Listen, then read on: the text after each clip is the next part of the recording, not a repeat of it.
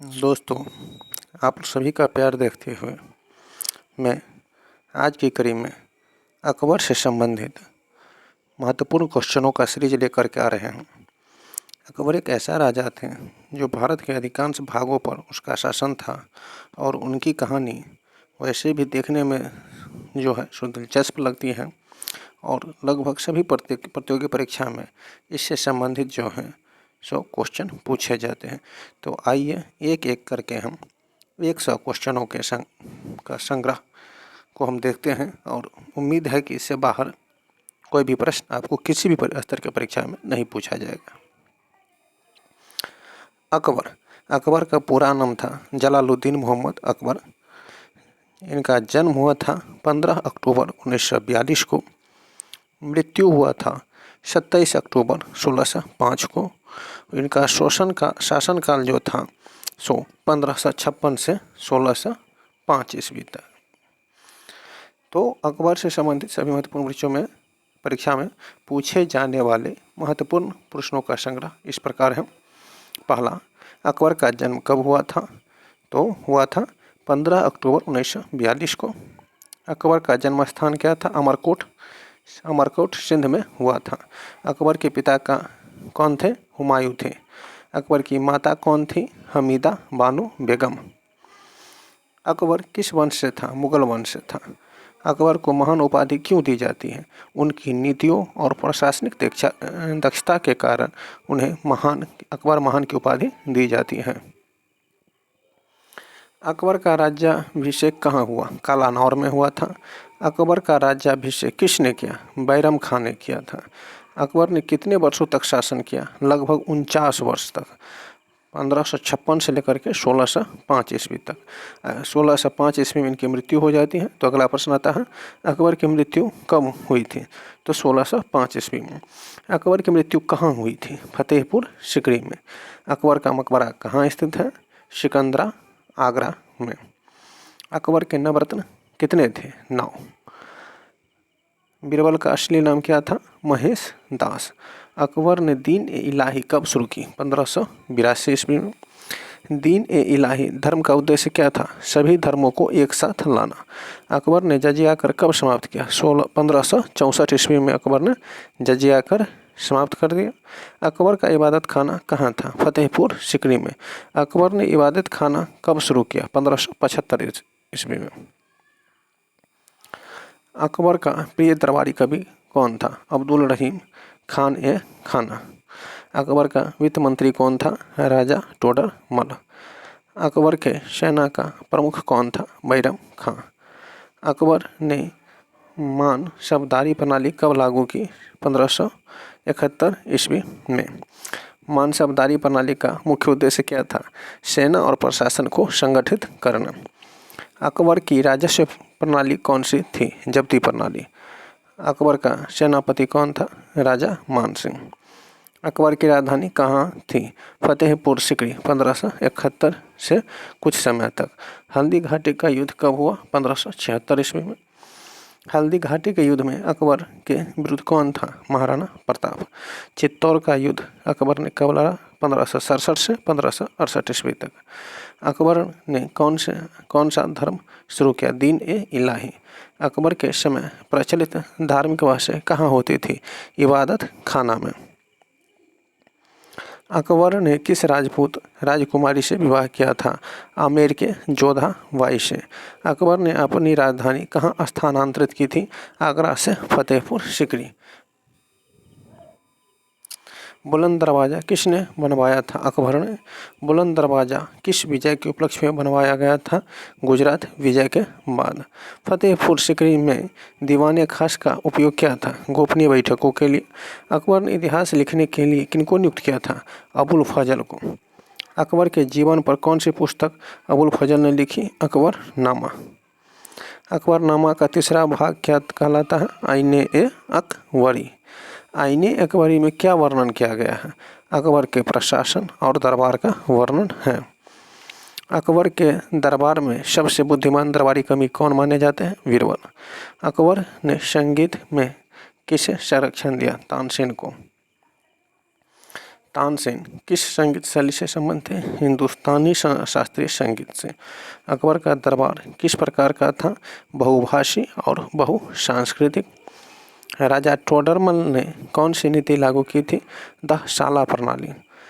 मानसबदार कितने प्रकार के होते थे? 2 प्रकार के, जाट और सवार। अकबर ने कितनी बार काबुल पर आक्रमण किया? 2 बार। अकबर के सबसे भरोसेमंद सेनानायक कौन थे?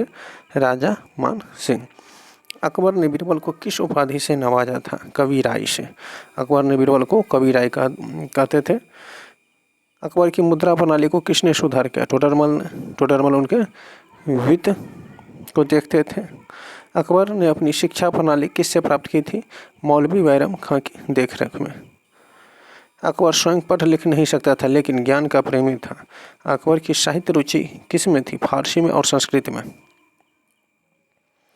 अकबर के प्रशासन में राजस्व अधिकारी को क्या कहते थे? आमिल कहते थे।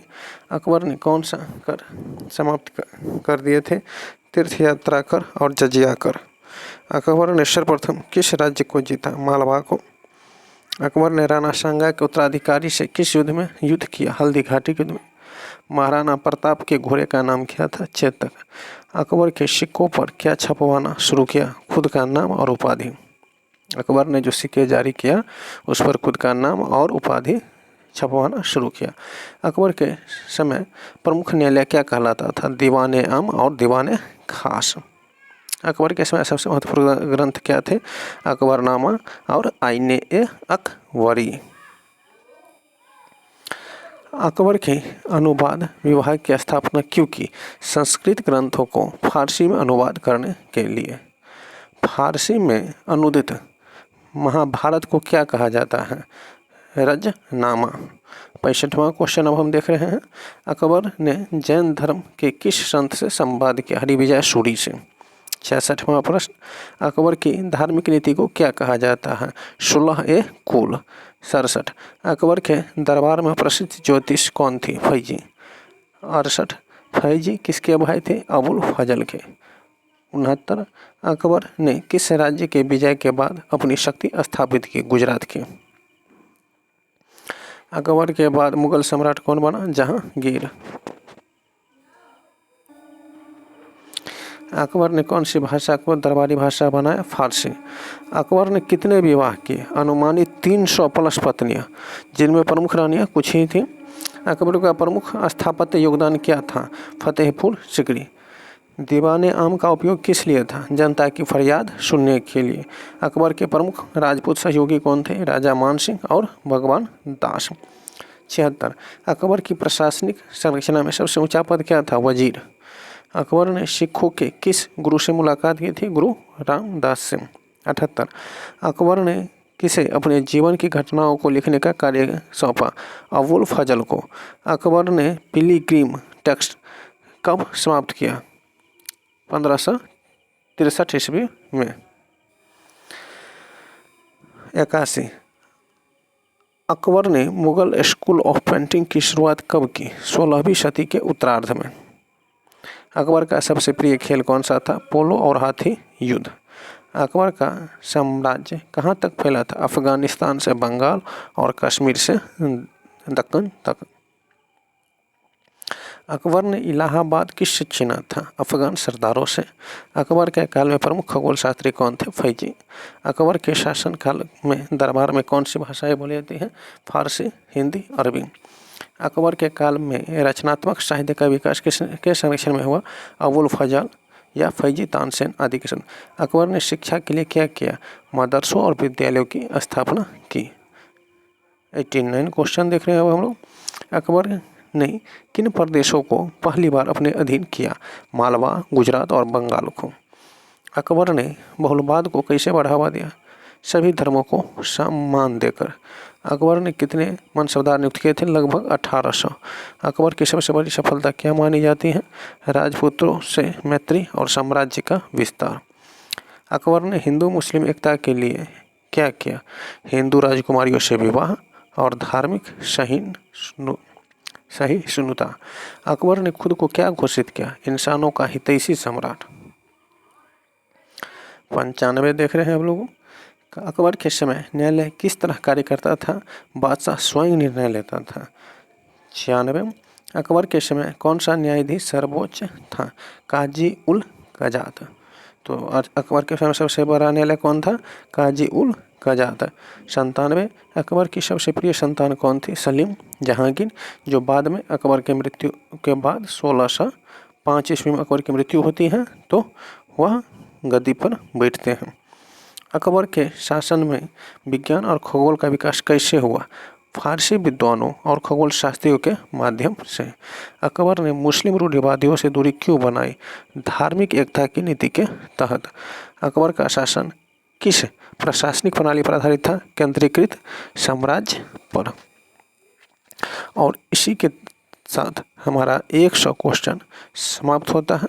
उम्मीद करता हूँ कि आपको यह वीडियो अच्छा लगा हो। मेरा कोशिश रहता है कि आपको कम से कम समय में अधिक से अधिक कंटेंट उपलब्ध करवाएं और इसी के तहत मात्र 10 मिनट की वीडियो में हम आपको 100 अकबर से संबंधित महत्वपूर्ण क्वेश्चन करवा दिए।